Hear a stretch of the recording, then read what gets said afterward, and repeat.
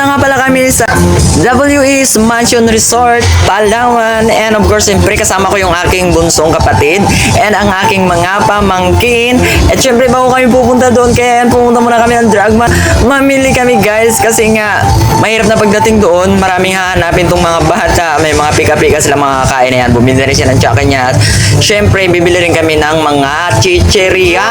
Ayan, pinapili ko na nga sila kung anong gusto nila. Kasi mahirap nga na pagdating doon, hingi ng hingi. Tapos wala kang maibigay. So ayan guys, pabalik-balik yung bata. So pinapili ko nga siya, sabi ko anong drinks gusto mo, juice or whatever ganun. So ayan, pumunta na kami sa mga chichirya guys. Pinapipili ko sila, sabi ko yung malaki. And then after that, pauwi na kami guys at nagmamadali na kami dahil paalis na rin kami. Ayan, naghihintay na nga yung aking mga kasama. Ayan, ang dami namin chicharon. Ayan guys, papunta kami doon sa resort. I'm so excited! Oh my God! Wow! Super excited talaga. Nahiya pa nga si Ating Che. And finally, guys, nandito na kami sa WE's Mansion Resort, Palawan. Ayan, guys, napaka-cool down, and napakaganda. At hapon na nga kami nang dumating, kaya ayan, medyo mababa na ang araw. Medyo mainit pa rin. Napili nga namin pala ito yung cottage na ito, guys, para dito kami mag-stay. At syempre, ayan, kasama ko rin ang aking utol. Ayan, nag-iinuman na nga, guys.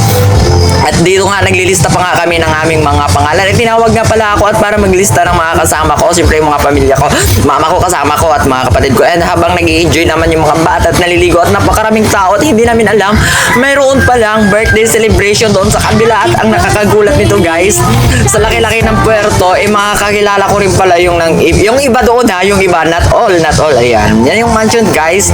Pero hindi kami umakyat dyan kasi kami, ang gusto namin talaga ay mag-enjoy lang kami.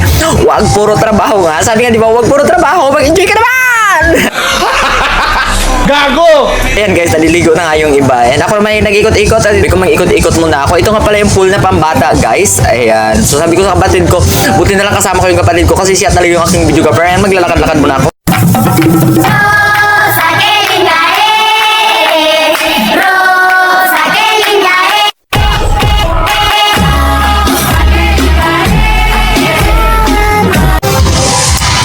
Ayan, shoutout nga pala sa mga tropa kong yams. So ako nga sabi nila, bakit naka-jacket kaya? Siyempre kakarating lang namin, kaya naka-jacket pa ako at hindi pa naman ako naliligo. Ayan, nagigipaglaro pa nga ako sa mga pamangkin ko.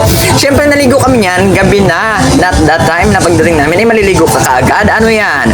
Uhaw na uhaw? So ayan yung kapatid ko. Ayan, kakarating lang din yan nila. Siguro mga 3 days lang yan sila dito, kaya sinama ko na. Sabi ko, maligo na tayo, masama kayo sa akin. Ako nang gagastos. Or chicharot.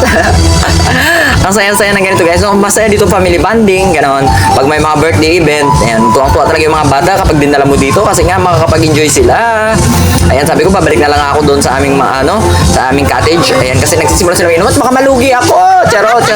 Ano yan, takab-takab lang talaga. By the way guys, don't forget to like and share. Sa mga hindi pa nakapollow, pa-follow naman. Thank you so much!